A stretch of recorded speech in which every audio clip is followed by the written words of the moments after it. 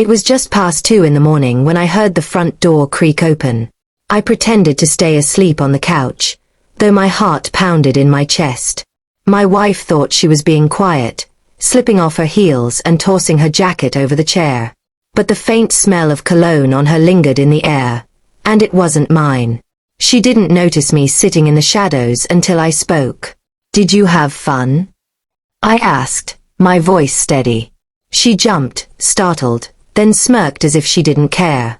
"I got the attention I needed," she said coldly, as if her words were a knife meant to cut me. I stared at her, the woman I once thought I knew better than anyone. "The attention you needed?" I repeated, barely believing the arrogance in her tone. She shrugged, as though staying out with another man until 2 in the morning was a harmless game. But I wasn't the man who tolerated games anymore.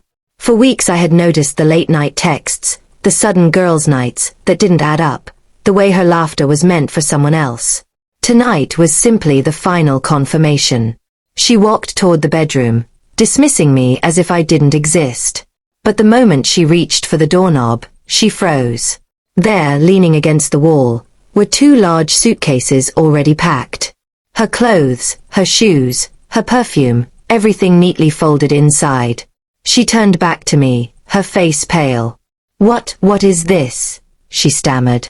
"This," I said, standing, "is what happens when a wife decides her husband isn't enough. You wanted attention? You've got it. From now on, you'll be getting it outside these walls." Tears welled up in her eyes, but I felt no sympathy. "Not tonight." "You can't be serious," she whispered, her voice trembling. I stepped closer, my tone firm but calm. "I was more serious about us than you ever were.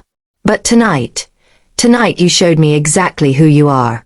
And I refuse to share my life with someone who would rather sneak in at 2 a.m. and brag about another man." She tried to speak, but no words came out. Instead, she looked down at the suitcases again, realizing I had planned this moment long before she ever stepped through the door. With a final glance, I opened the front door. "Your ride's waiting outside," I said, motioning toward the taxi I'd arranged in advance. She stood there, stunned, then slowly dragged her bags out into the night.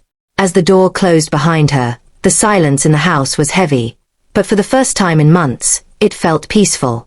I had lost a wife, yes, but I had regained my self-respect.